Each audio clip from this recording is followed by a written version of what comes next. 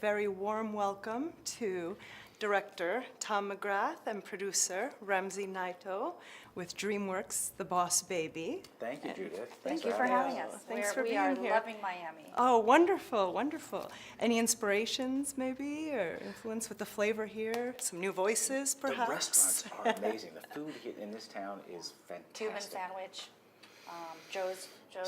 Stone crab. Yeah. So we've been doing the restaurant tour. Wonderful, wonderful. Now, the movie, funny, it is inventive, heartwarming, with just enough adorable so that it's not obnoxious. And Oh, good, yeah. But with all the different layers in the process, was there any part of the process that was particularly rewarding or frustrating to do? Is there something that you enjoy most about it? I think because, everyone who, including us, I come at it from the brother's point of view. Ramsey comes at it from the mother's point of view. And everyone who worked on this film, and to make an animated movie, you need, if you watch end credits, you see that there's 500 people that work on these movies. But everyone fell in love with this story, because everyone could connect with this story, whether you have a brother or sister, or you're a parent, or you have an awful boss, Or which you have a dog. is not us, or a dog. Yeah. And so we had a lot of fun making it. There was, the challenge for us is there's so much material. How do we condense it down into an 85-minute movie? That's so true. Yes, that was impressive to see that, because I can come at it from the perspective of a parent, and I can recall back to when my sister arrived. Yeah, so I have vivid memories. So were there any particular personal experiences that you thought this has to make it in the film, or it has to be translated into the film somehow? When Tom sent me the script 3.5 years ago, I literally thought it was a reflection of my life, because I'm the mother of 3 kids. My first son was 7, just like Tim Templeton, when my second son arrived, and he was really jealous. So the one thing I love about this film is watching these 2 guys fall in love with one another and finding the value of family.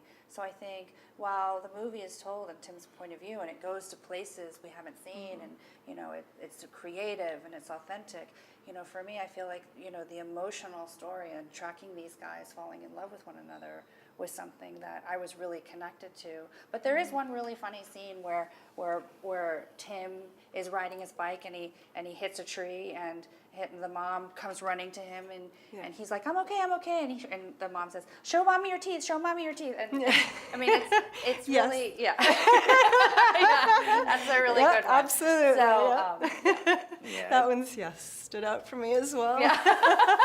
And for me, I had an older brother who's 2 years older, and we were best friends and our worst enemies together at once. So there's a lot of our story of how we got along in there. But at the end of the day, we're both adults now. We love each other. He's my best friend, and so this is an apology letter to my brother, 50 years in the making. I love that. And so when it connect, I think everyone can come at this from a very personal point of view, because we've all experienced family or an awful boss.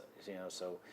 The goal for us was to entertain the parents as much as the kids, and we just wanted to make a family movie that everyone could laugh at it from a certain point of view. Yeah. We've been calling it a date movie for families. Absolutely, because that was achieved just from all perspectives. And I think even people without children can relate, whether it's from their past, as you said, with a dog, a cat, what have you. Everyone has experienced that feeling of displacement and, perhaps taken it sensitively.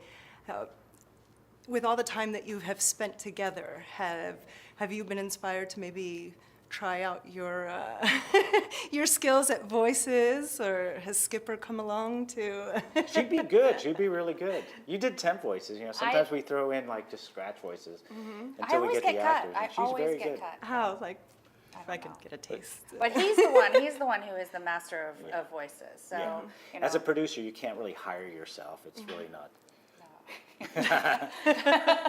But I mean, better than us acting, we just have the most incredible cast. Alec Baldwin, Lisa Kudrow, Jimmy Kimmel, Steve Buscemi, Tobey Maguire. And so, and I think Tom's experience as a voice actor really enhanced and helped hone in your style of directing, especially in the booth with these guys. And it was magical. I mean, seeing Tom work with Alec Baldwin was, I literally had to pinch myself and bite script pages in order not to just laugh so hard. Thank you so much, and enjoy the rest of your You're not stay. going to do a skipper? You're not going to do a skipper? A little bit of skipper, no? Huh? Yeah, come on. Smile and wave, boys. Smile and wave.